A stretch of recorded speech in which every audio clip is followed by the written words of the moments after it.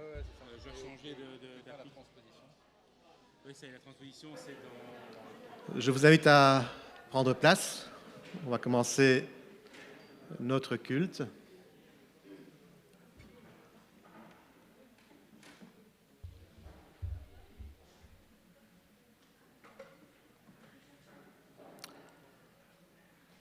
Normalement, ce matin, ce n'était pas moi qui devais être ici. J'étais il y a déjà 2 semaines. Mais notre pasteur Timothée est positif au Covid et il a quelques symptômes également. Donc, il est chez lui. Nous remettons évidemment notre bonjour, que nous allons prier pour lui et sa famille. Notre pasteur, lui, est en déplacement pour cette semaine. Donc, c'était Timothée aussi, Librec, qui devait apporter le message. Alors aujourd'hui, vous n'aurez pas de message. Mais heureusement qu'on a 2 Timothées. Donc, Timothée Wakens sera celui qui apportera le message de notre Seigneur ce matin. Alors, je vous invite à continuer évidemment à prier pour Marion, la petite de David et Laurine, qui a été hospitalisée cette semaine suite au Covid, à des convulsions, à énormément de choses. Elle a été en mauvais état, on pourrait dire. Elle va mieux. Donc, continuons à prier pour elle, pour ses parents, pour toute la famille qui était affectée par cela. On peut continuer évidemment à prier pour notre sœur Léa. Vous qui avez la chaîne de prière, vous avez reçu le message hier qu'elle était de nouveau dans un autre centre. Donc, continuons à prier pour elle et pour les sujets que chacun de nous connaissons, soit de notre famille, soit autres. Nous sommes en début de cette année 2022 et face certains à des difficultés, soit difficultés de santé, difficultés de travail, autres types de difficultés. Et nous allons continuer lors de cette présidence ce que Timothée a commencé la semaine dernière lors de son message, c'est-à-dire découvrir les attributs de notre Seigneur. Vous allez voir et peut-être redécouvrir que ces attributs sont nombreux et que nous pouvons sincèrement nous appuyer dessus. Le premier que je vous invite à prendre en considération ce matin, c'est que notre Seigneur écoute, il entend, il ne reste pas sourd à ce que tu demandes. Il est vrai que son temps n'est pas toujours notre temps. Le psaume 34, verset 6 nous dit « Quand un malheureux crie, l'Éternel entend. Quand un malheureux crie, l'Éternel entend et le sauve de toutes ses détresses. » Psaume 34, verset 17 nous dit « Quand le juste crie, l'Éternel entend et les délivre de toute leur détresse. » Le psaume 10, verset 17 nous dit « Tu entends les vœux de ceux qui souffrent, ô Éternel, tu as fermé leur cœur et tu prêtes l'oreille. » Alors, n'ayons pas peur de crier à lui, car il nous entend et nous libère. Criez à toi.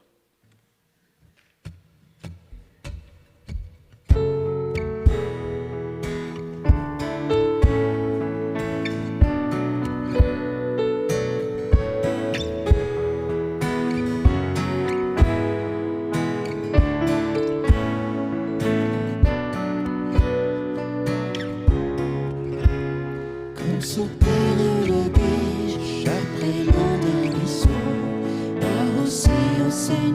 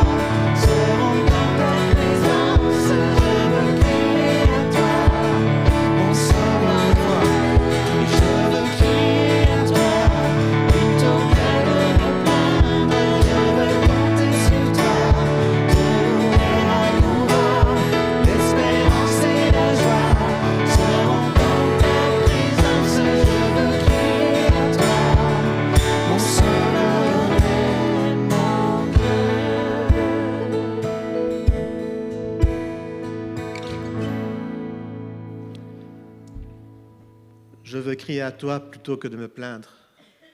Je veux compter sur toi. Voilà quelque chose que l'on peut mettre en pratique pour cette année 2022. Compter sur lui, car il est là et il entend. Maranatha. Maranatha est une expression araméenne qui signifie « le Seigneur vient » ou « viens Seigneur ». Notre Seigneur est un Dieu omniprésent. Il est partout, en tout temps. Là où tu es, il est. Ça ne sert à rien de se cacher. Il est là. Proverbe 15, verset 3 nous dit « Les yeux de l'Éternel sont en tout lieu. Les yeux de l'Éternel sont en tout lieu, observant les méchants et les bons. » Matthieu 18, 20 nous dit « Car là où 2 ou 3 sont assemblés en mon nom, je suis au milieu d'eux. » Il est partout. Là où tu es, il est. En tout temps, en tout moment, à chaque instant. Nous ne sommes jamais seuls. Il est omniprésent. Maranatha.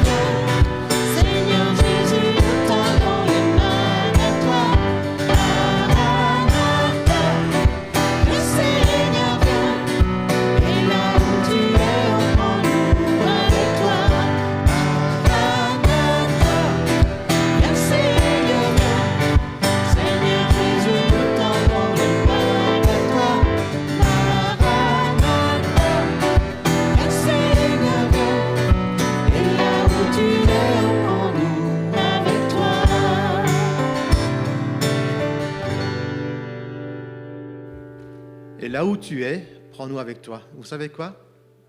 Il est ici. Il est ici ce matin avec nous. Un autre attribut, on l'a vu un peu la semaine dernière, Dieu le Tout-Puissant. Nous avons un Dieu Tout-Puissant. Il est le créateur de toutes choses. Il nous a créés. Il connaît notre corps mieux que quiconque. Il est le maître sur toutes choses.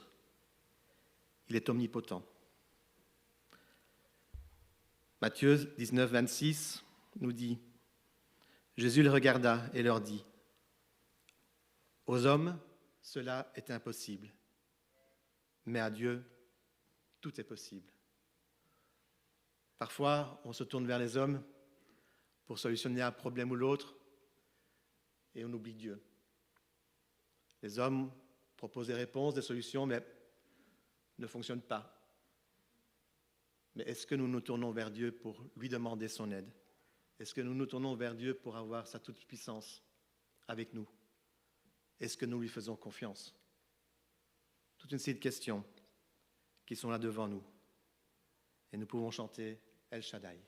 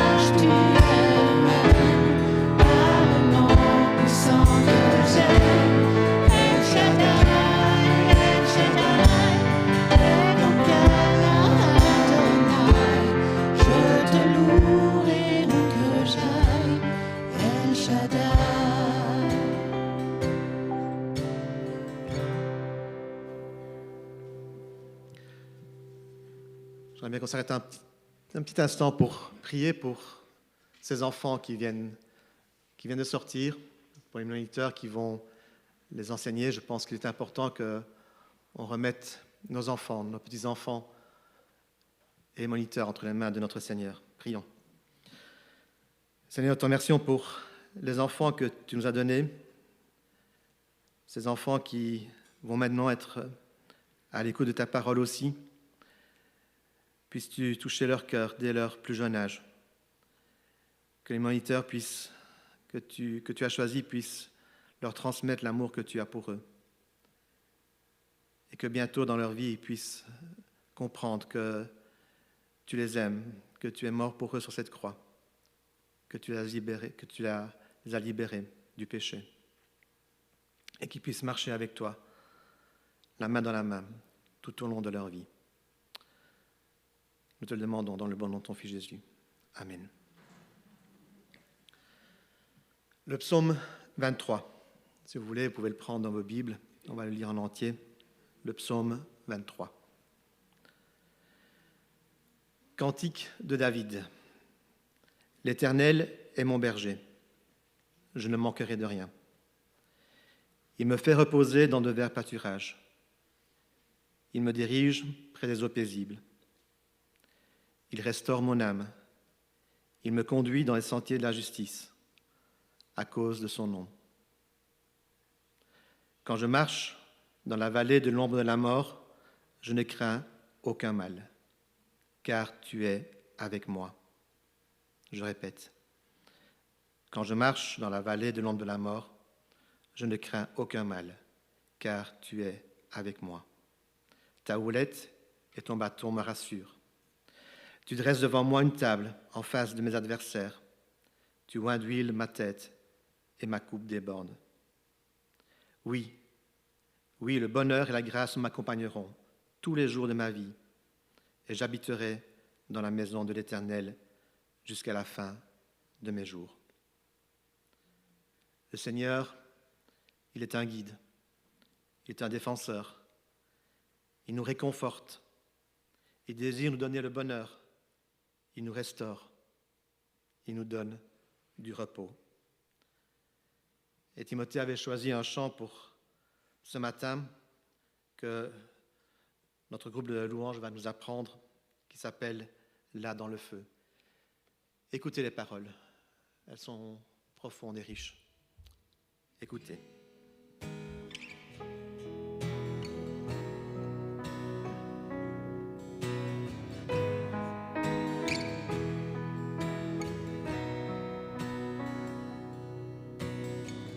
Il y a une grâce quand mon cœur traverse le feu, une autre voix quand tout sombre autour de moi. Et quand je pense à la différence entre qui j'étais et qui je deviens, je sais que je ne serai jamais seul. Il était avec moi dans le feu. Il était présent dans la tempête, apaisant les mers. Et s'il m'arrive un jour d'oublier le prix payé pour moi, il y a la croix qui porta le poids. Le Sauveur m'aura ma place. Il est avec moi dans le feu.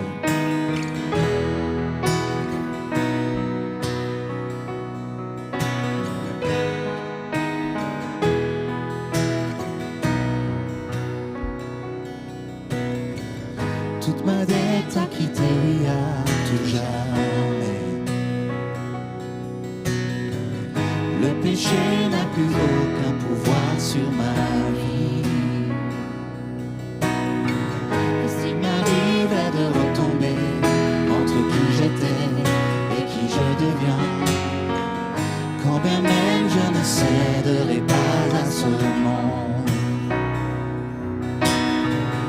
je sais que je ne serai jamais seul. Il est avec moi dans le feu, là à mes côtés. Il est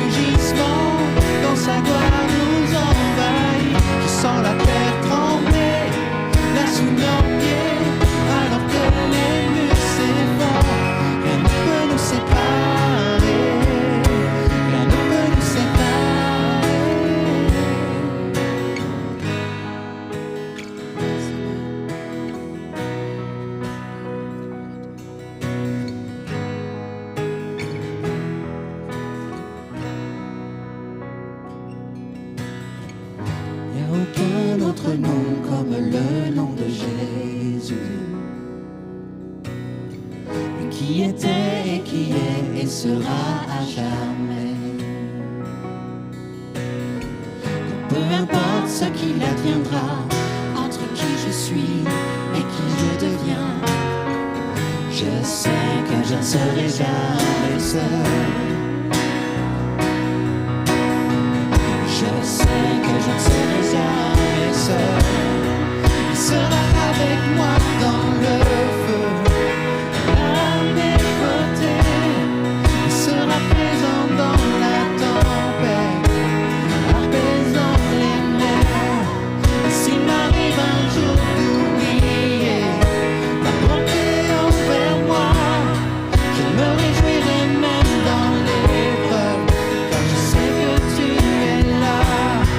Il sera avec moi dans le feu, à mes côtés. Il sera présent dans la tempête, apaisant les mers.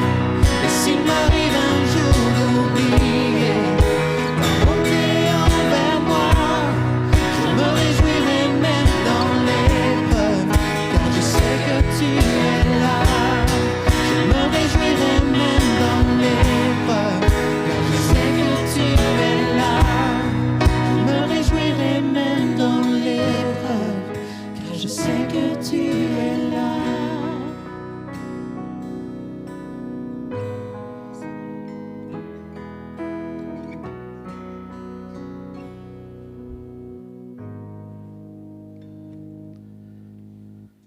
Je me réjouirai même dans l'épreuve.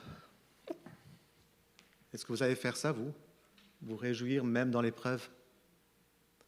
Mais vous savez pourquoi on peut faire ça? Vous l'avez chanté. Parce qu'il est là. Il était, il est, il sera. À jamais le même. Toujours présent, toujours avec nous. Jean 3, 16 et 17, vous le connaissez comme moi. Car Dieu a tant aimé le monde qu'il a donné son Fils unique, afin que quiconque croit en lui ne périsse point, mais qu'il ait la vie éternelle. Dieu, en effet, n'a pas envoyé son Fils dans le monde pour qu'il juge le monde, mais pour que le monde soit sauvé par lui. Notre Dieu est un Dieu d'amour. Encore un attribut, un Dieu d'amour.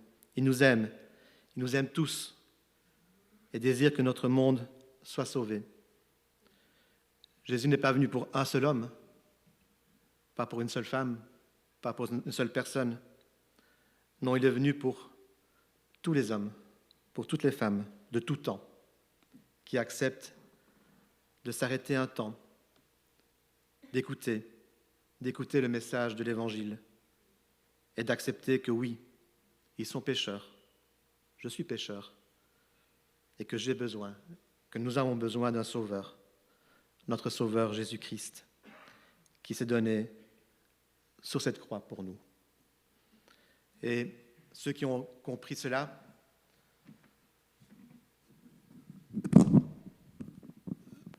je vous invite à vous lever afin de participer à ces éléments. Au dernier repas de notre Seigneur qu'il a distribué à ses disciples. D'un côté, le pain qui représente son corps qui a été meurtri pour nous, meurtri sur la croix, qui a été battu. Et ce fruit de la vigne qui représente son sang qui a coulé pour toi, pour moi, pour nous laver plus blanc que la neige, et pour nous libérer, et pour que nous puissions chanter que même dans les moments difficiles, tu es avec moi, il est avec nous. J'inviterai ceux qui distribuent de bien vouloir s'avancer pour distribuer les éléments. Et pendant la distribution, on peut chanter.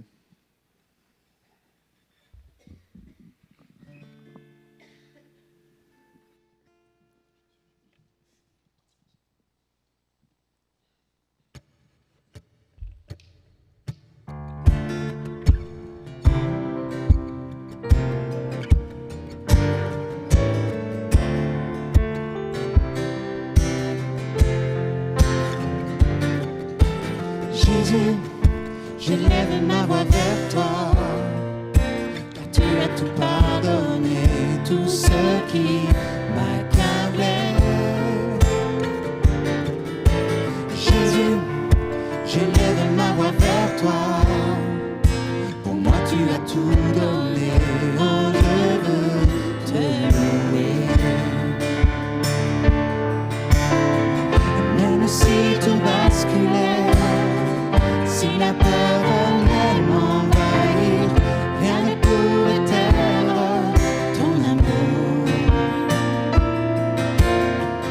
ni les puissances du ciel, ni le présent, ni l'avenir, rien ne me séparera de ton amour. Jésus, j'élève ma voix vers toi, car tu as tout pardonné, tout ce qui m'accablait.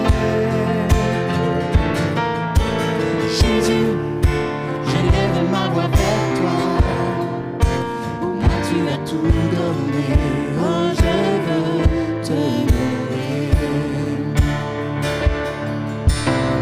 Et même si tout basculait, si la peur venait m'envahir, rien ne pourrait taire ton amour,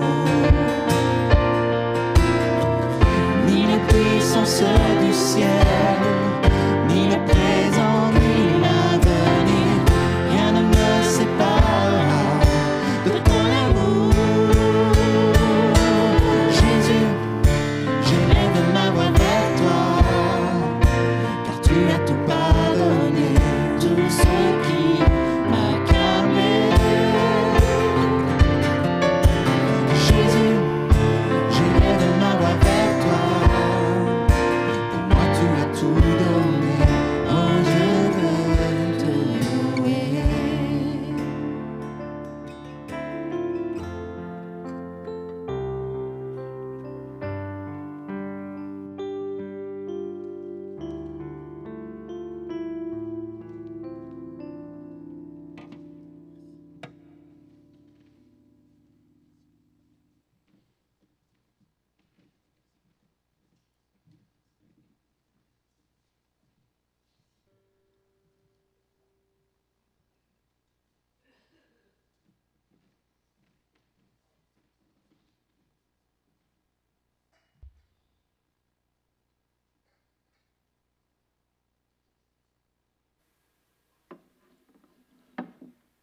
Buvons ensemble.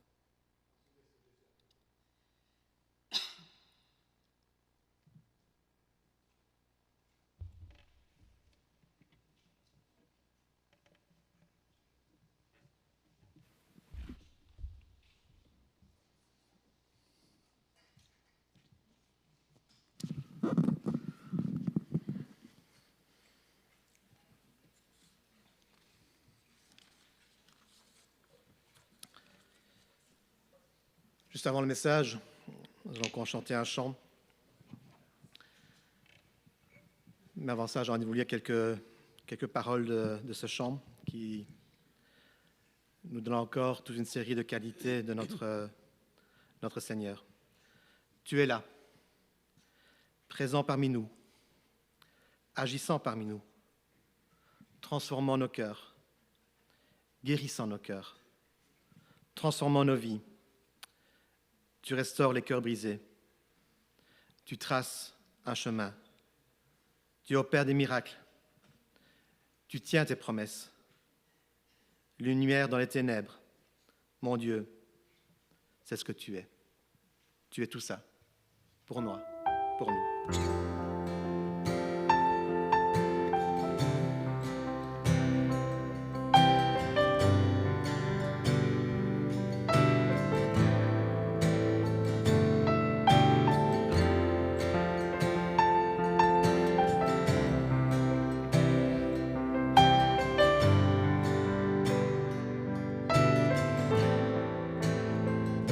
Tu es là, présent parmi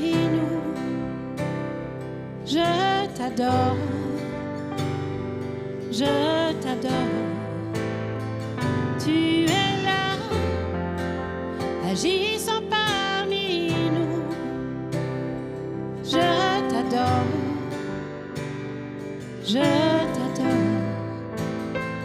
Tu es là, présent parmi nous. Je t'adore, je t'adore. Tu es là, agissant parmi nous. Je t'adore, je t'adore.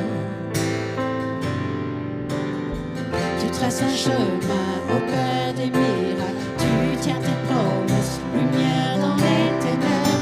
Mon Dieu, c'est ce que tu es. Tu traces un chemin au cœur des miracles. Tu tiens tes promesses, lumière dans les ténèbres. Mon Dieu, c'est ce que tu es. Tu es là, transformant nos cœurs. Je t'adore, je t'adore. Tu es là, guérissant nos cœurs. Je t'adore, je t'adore. Tu es là, transformant nos vies. Je t'adore, je t'adore. Tu es là, tu restaures les cœurs brisés. Je t'adore, je t'adore. Tu traces un chemin au cœur des miracles. Tu tiens tes promesses, lumière dans les ténèbres. Mon Dieu, c'est ce que tu es. Tu traces un chemin au cœur des miracles. Tu tiens tes promesses, lumière dans les ténèbres. Mon Dieu, c'est ce que tu es. Tu traces un chemin au cœur des miracles. Tu tiens tes promesses, lumière dans les ténèbres. Mon Dieu, c'est ce que tu es. Tu traces un chemin au cœur des miracles. Tu tiens tes promesses, lumière dans les ténèbres. Mon Dieu, c'est ce que tu es. C'est ce que tu es. C'est ce que tu es. C'est ce que tu es. C'est ce que tu es.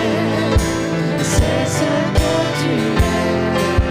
C'est ce que tu es. C'est ce que tu es. C'est ce que tu es. Et quand je ne le vois pas, tu es là. Et quand je ne le sens pas, tu es là. Tu agiras encore. Tu agiras encore. Et quand je ne le vois pas, tu es là. Et quand je ne le sens pas, tu es là. Tu agiras encore. Tu agiras encore. Et quand je ne le vois pas, tu es là. Et quand je ne le sens pas, tu es là. Tu agiras encore. Tu agiras encore. Et quand je ne le vois pas, tu es là.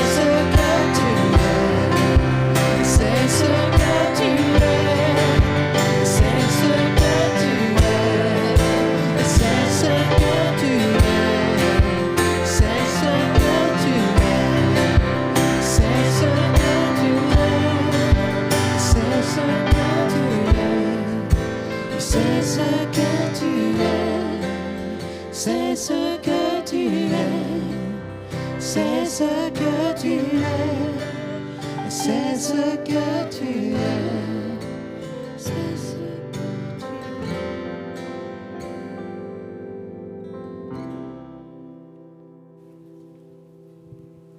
On a envie que ça ne s'arrête pas. Hein.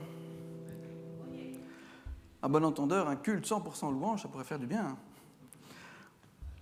Andrew l'a dit, jeudi vers 20h, je reçois un coup de fil. Mon homonyme Liberec m'annonce « Je suis positif au Covid ». Franchement, il doit lécher des poignées de porte parce que 2 fois en 1 mois et demi, c'est pas possible. Je pense pas qu'ils fassent ça. Mais on peut prier, on peut penser à eux et qu'ils se remettent vite, qu'ils se remettent bien. Ils me demandent ce soir-là si je peux prêcher. Franchement, je vous le dis, j'avais tout de suite envie de dire oui. D'abord parce que je me forme pour ça, donc forcément, j'ai envie de pouvoir servir, de pouvoir servir mon église comme ça. Et aussi, j'avais quelque chose à cœur. Lundi, avec Pauline, on a commencé une série dans l'évangile de Marc. Et lundi même, ce qu'on lisait, ça faisait écho dans mon cœur. J'avais besoin de lire ce passage et ça m'a vraiment fait beaucoup de bien. Est-ce que j'allais sur le micro ou pas? Est-ce que j'ai un fort écho, moi? J'espère que c'est mieux pour vous. Pour moi, en tout cas, c'est mieux. Donc, je vous l'ai dit, on commence une série dans Marc et ce qu'on lit fait vraiment écho dans mon cœur. Alors, tout de suite, qu'est-ce que je fais? Je prends quelques notes parce que je me dis, on ne sait jamais, ça peut être utile pour plus tard. Et plus tard, c'était jeudi. Dieu les coquins. Le pourquoi ça m'a fait du bien, c'est parce que samedi, j'étais à un enterrement. On enterrait une fille de mon âge avec qui j'étais à l'école. Alors, enterrer quelqu'un de 30 ans, ça fait mal. Ça fait beaucoup de mal. Et en plus, on se rendait compte avec tous nos amis que les seuls jeunes, les seuls de son âge, c'était nous. Alors on se disait, mais est-ce qu'elle n'avait pas d'amis? Elle n'avait pas d'autres amis?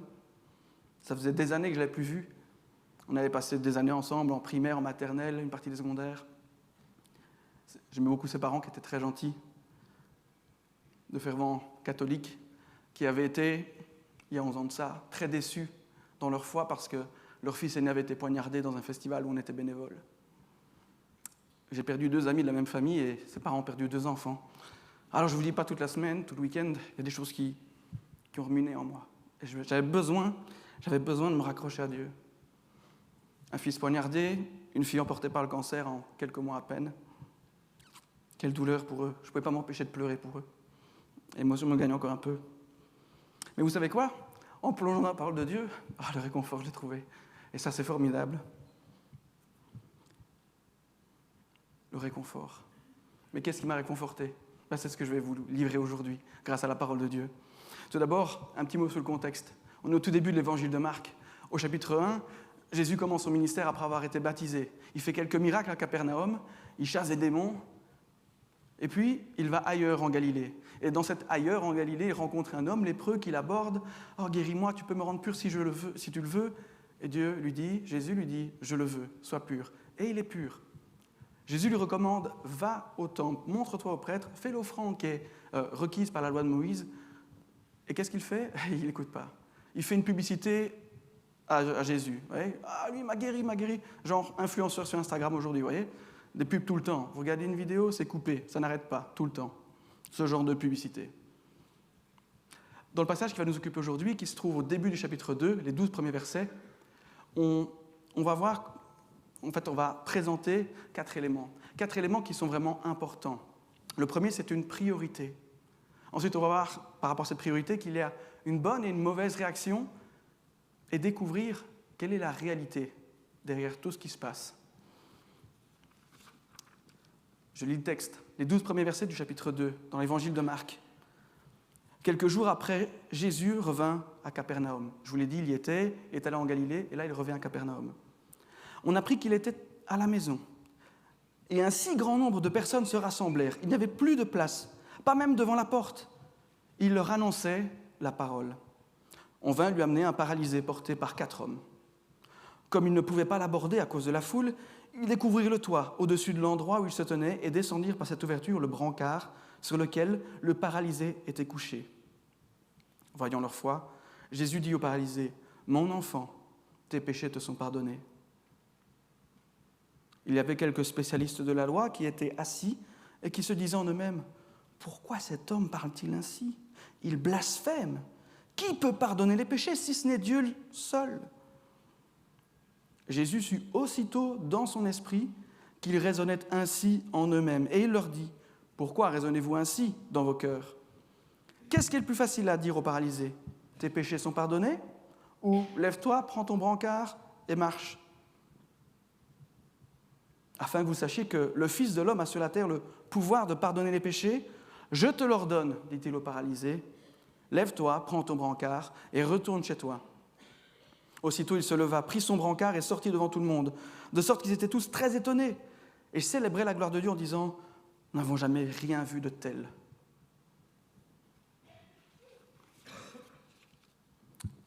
La priorité, quelle est-elle et dans le chef de qui se trouve-t-elle ?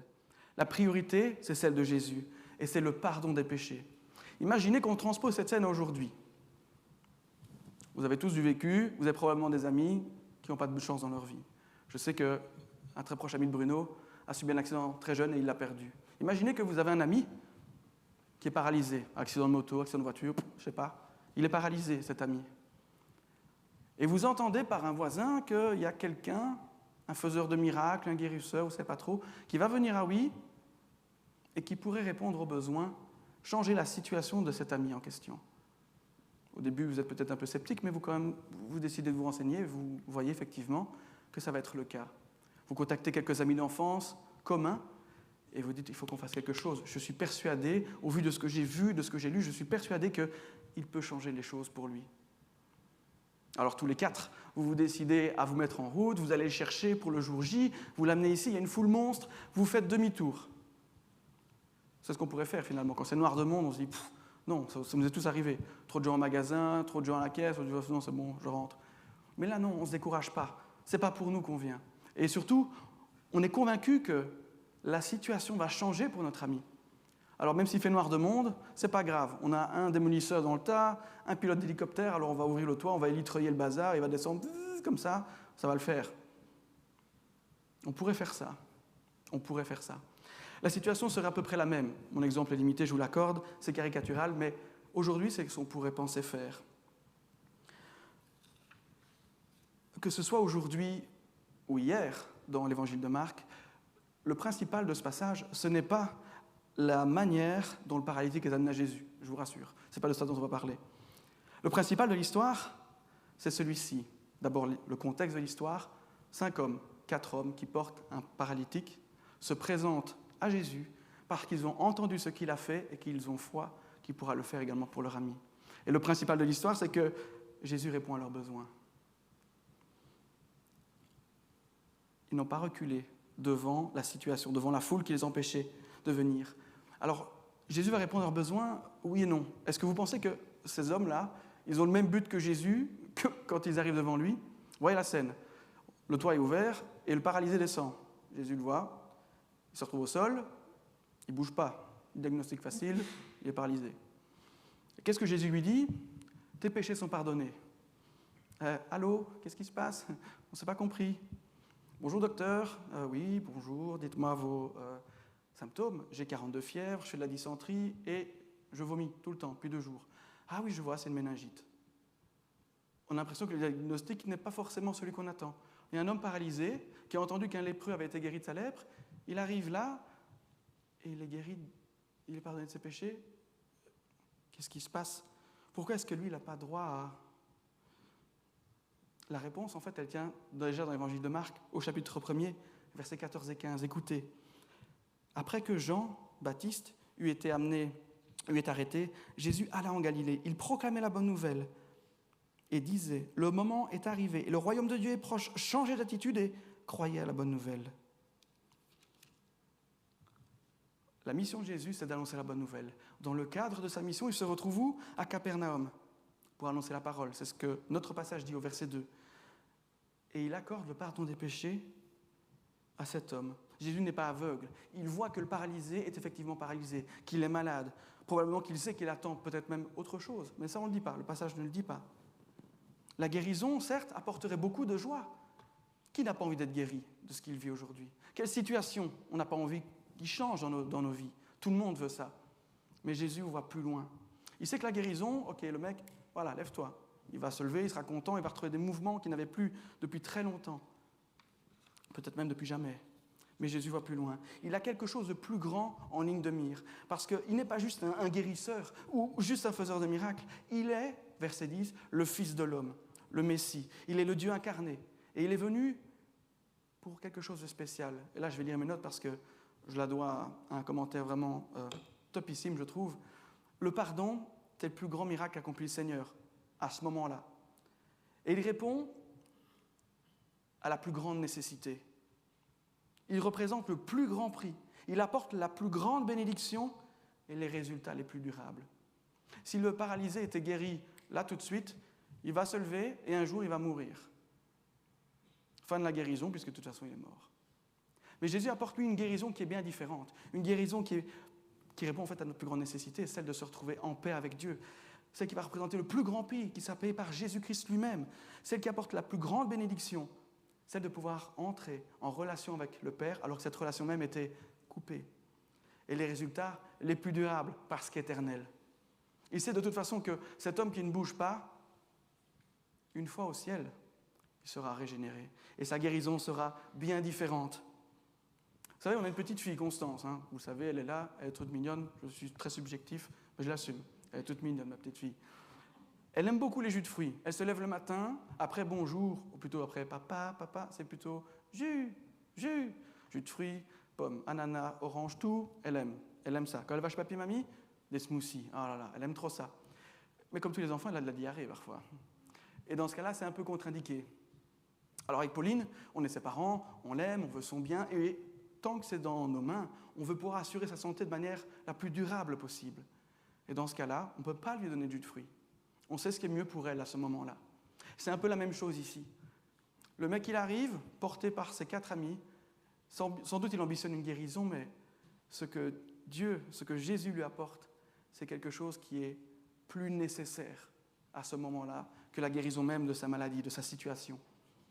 La priorité de Jésus, c'est de répondre à notre plus grand besoin, le pardon des péchés. Et cela même si de nos yeux, on peut constater un besoin qui semble plus grand.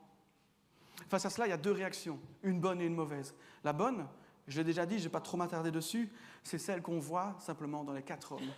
Et le paralysé qui est apporté, c'est la foi. Face à la foule, ils ne s'arrêtent pas. Ils ont, une fois que Jésus pouvait changer la situation, ils se sont présentés, et malgré la foule qui aurait pu les dissuader, les empêcher, ils trouvent une solution. Ensemble, ils font marcher leur cervelle et leur créativité collégiale. Ils se disent, on va ouvrir le toit. Aujourd'hui, si vous faites ça, je crois qu'on ne serait pas content de voir notre toit ouvert. Mais à ce moment-là, c'était faisable et ils l'ont fait. Et de toute façon, si c'était la seule solution aujourd'hui, je pense qu'il y aurait bien quelques personnes pour avoir cette idée-là. Pour eux, la foi, c'était de croire que Jésus allait changer les choses et de porter le malade jusqu'au bout parce que c'était le but qui s'était donné dès le moment où ils avaient été le chercher pour cela, pour qu'il rencontre Christ. La bonne réaction, c'est celle-là. La mauvaise, c'est celle des scribes, des pharisiens, des docteurs de la loi qui sont présents. Mettons-nous un peu dans leur peau, un instant. Ils ont entendu que quelqu'un a fait des miracles et a chassé des démons à Capernaum et qu'il en est parti dans la Galilée. Selon Deutéronome 13, la loi pour eux, ils sont tout à fait légitimes de se rendre sur place pour évaluer, savoir si c'est bien au nom de Dieu qu'il fait ces choses-là et voir ce qui se passe. Ils veulent être certains qu'il ne s'agisse pas d'une hérésie, d'une nouvelle idole, de quoi que ce soit qui irait contre la loi de Dieu. Mais dans quel esprit se rendent-ils sur place? Est-ce qu'ils y vont en se disant « on va peut-être y trouver la vérité » Est-ce qu'ils y vont quelque part ouverts d'esprit en cherchant déjà la vérité dans ce qu'ils vont entendre et dans ce qu'ils vont apprendre? Ou est-ce qu'ils y vont très contents de peut-être lapider quelqu'un parce qu'il y aurait une nouvelle hérésie, ça peut être cool? Je ne sais pas. La Bible ne nous le dit pas. La suite de l'histoire pourrait nous indiquer que finalement, ils y ont été avec des a priori. Mais le texte ne le dit pas. Alors si on arrête de fantasmer sur ce qu'ils ont pu penser, ce qui est certain dans les faits, c'est que Jésus, en affirmant que les péchés du paralysé sont pardonnés, n'affirme pas, mais insinue qu'il est le Fils de Dieu. Et là, pour eux, blasphème. La réaction est mauvaise parce que Jésus se présente à eux, ils ont entendu tout ce qu'il a fait, tout ce qu'il a dit, ce qu'il a été enseigné, c'est sûr, ils le savent.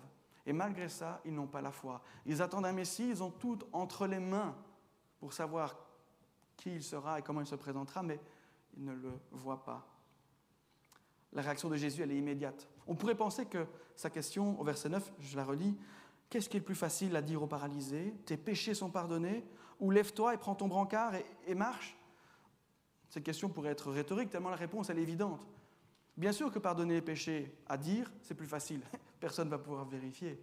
Alors que le paralysé, si je lui dis « Lève-toi et marche », il faut déjà être sûr qu'il ne marchait pas avant, pour que ce ne soit pas une arnaque, et puis il faut qu'il marche après. C'est maintenant que ça devient excitant. Parce qu'à la priorité de Jésus-Christ, on a vu 2 réactions, une bonne et une mauvaise. Mais il y a une réalité que Jésus va souligner à travers un second miracle qu'il va opérer. Et la réalité, c'est quoi ? C'est qu'un malade, il a besoin d'être guéri. Par sa question, Jésus les interpelle, la question verset 9 que j'ai lue.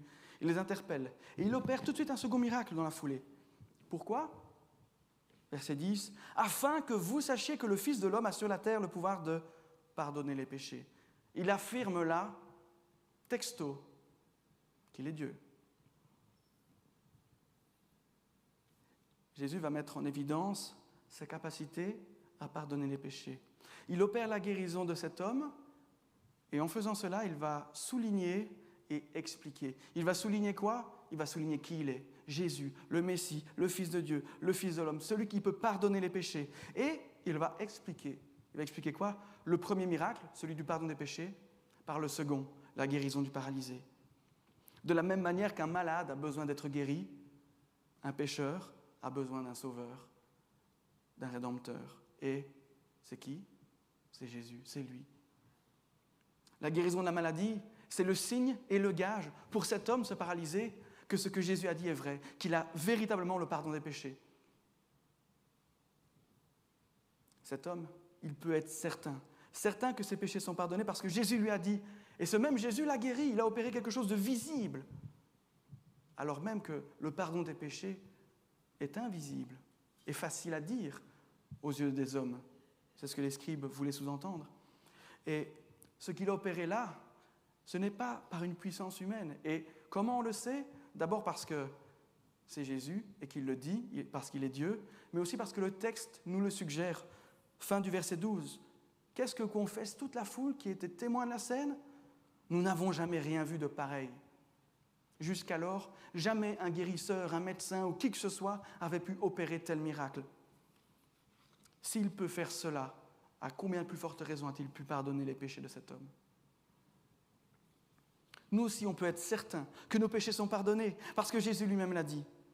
Il nous a transmis sa parole, celle-ci, avec notamment l'histoire que je viens de vous lire et qu'on vient d'étudier ensemble.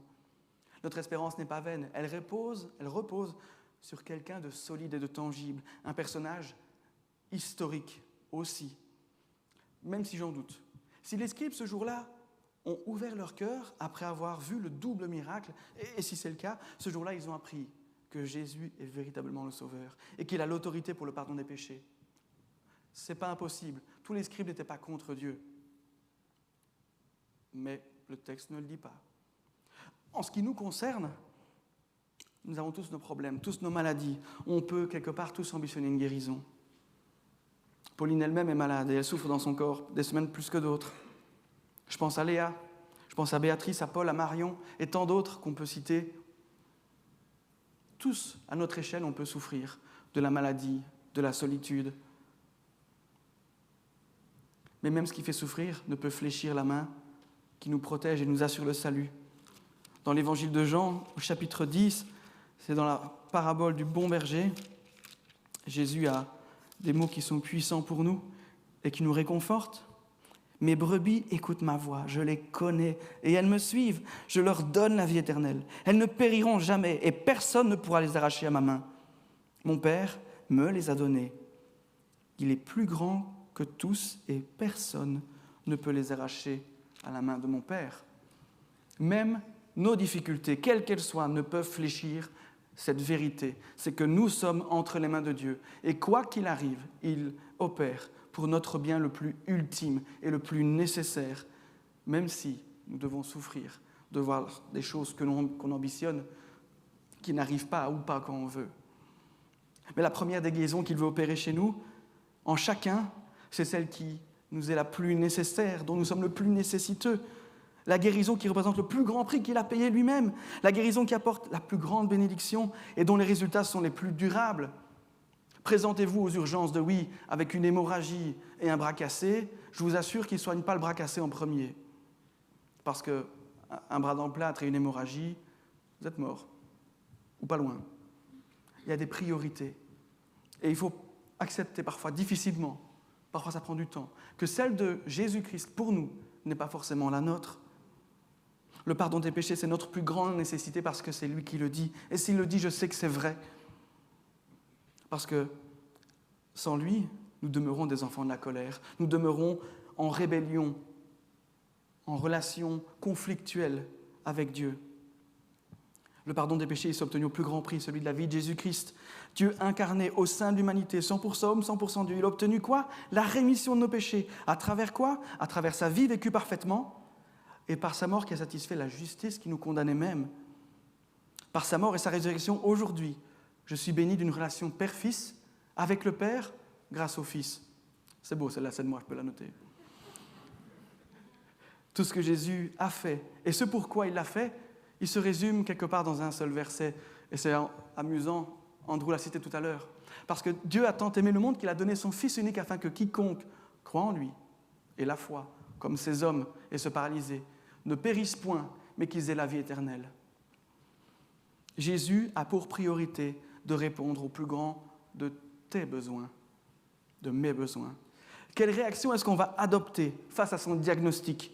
Est-ce qu'on va oser avoir foi en lui ou est-ce qu'on va oser ne pas avoir foi du tout? Qu'on choisisse l'un ou l'autre, la réalité est la même. Un malade a besoin d'être guéri. Et un malade qui reste malade, il meurt. Alors, si ce n'est pas encore fait, quand est-ce que vous consultez ?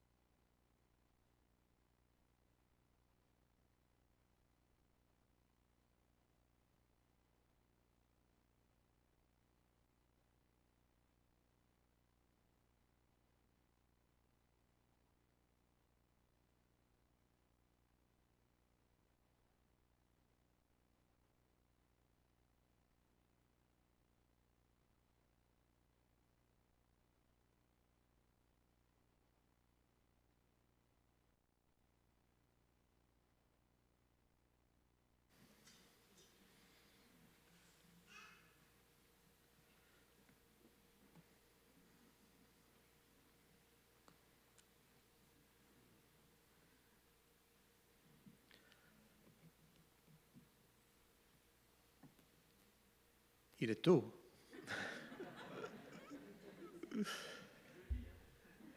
Oui, mais c'est très bien, mais je crois que le message était profond, était percutant, et j'espère que vous allez en ressortir grandi et que le message vous a touché également.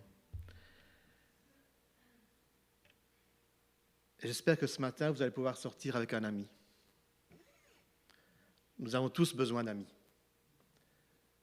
L'amitié est quelque chose dont chacun de nous avons besoin. Tous nous recherchons l'amitié. Et parfois, nous sommes excessivement déçus de l'amitié. Où est-elle? Pourquoi est-ce qu'on ne me répond pas? Pourquoi est-ce que c'est toujours moi qui fais le premier pas? Je pense que chacun de nous posons parfois la question. Certains ont besoin d'une amitié qui est présente tout le temps. D'autres ont peut-être besoin de moins d'amitié, moins de personnes en contact. Moi, je suis quelqu'un qui a besoin d'amitié. Beaucoup. Je ne sais pas où vous en êtes avec l'amitié. Mais ce qui est certain, en sortant de cette porte ce matin, vous êtes sûr d'avoir au moins un ami. Un ami fidèle et tendre. Jésus-Christ. Quel ami fidèle et tendre. Quel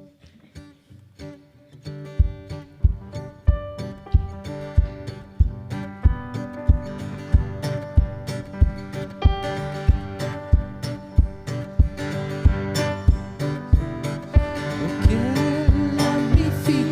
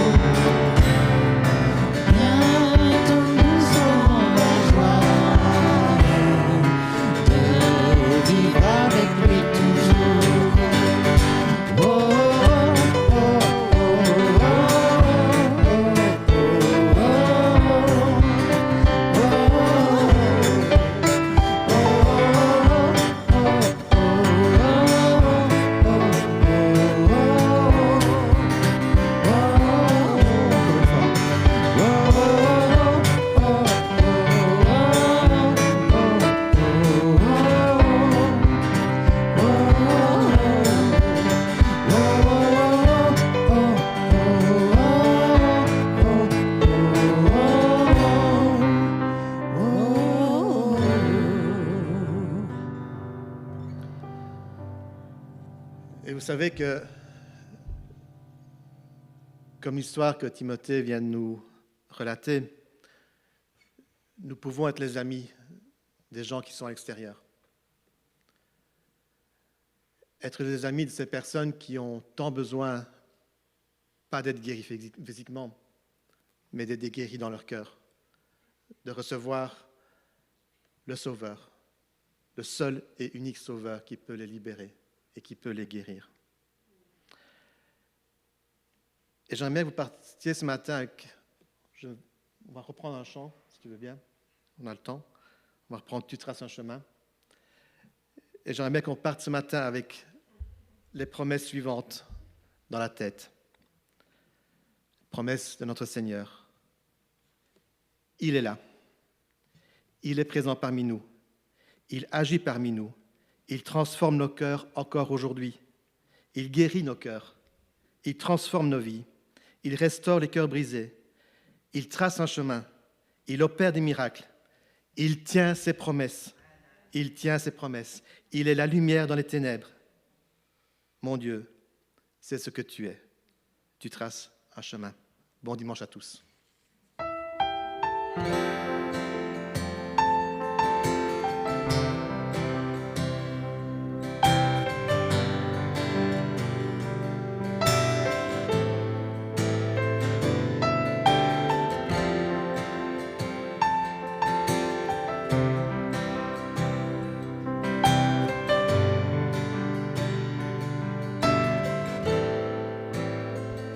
Tu es là, présent parmi nous. Je t'adore, je t'adore. Tu es là, agissant parmi nous. Je t'adore, oui je t'adore. Tu es là, présent parmi nous. Je t'adore, oui je t'adore. Tu es là, agissant parmi nous. Je t'adore, oui je t'adore. Tu traces un chemin, opères des miracles. Tu tiens tes promesses, lumière dans les ténèbres. Oh Dieu, c'est ce que tu es. Tu traces un chemin, opères des miracles. Tu tiens tes promesses, lumière dans les ténèbres. Oh Dieu, c'est ce que tu es. Tu es là, transformant nos cœurs. Je t'adore, oui je t'adore.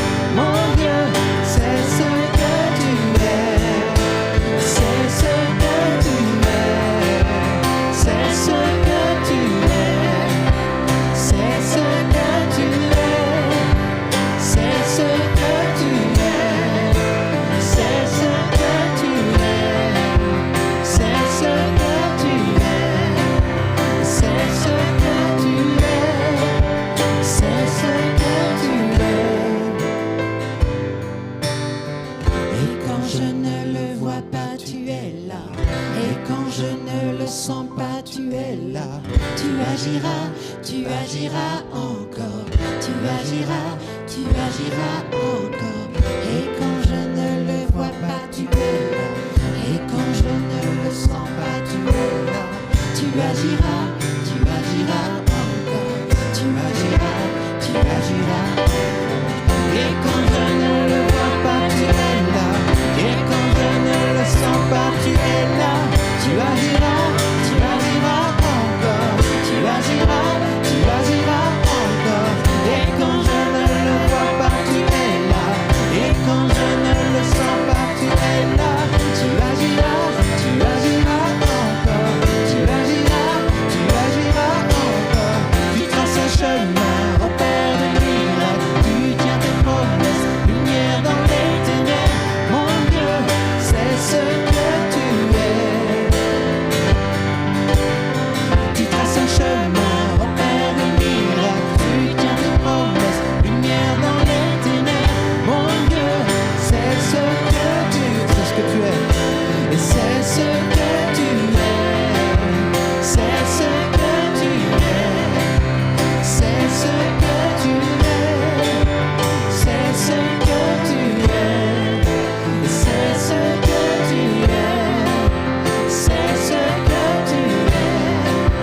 C'est ce que tu es. C'est ce que tu es. Tu traces un chemin.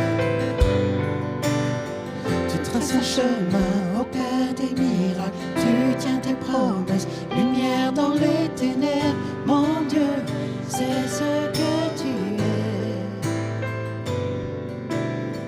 Tu traces un chemin au Père des miracles. Tu tiens tes promesses, lumière dans les ténèbres. Mon Dieu, c'est ce que tu es.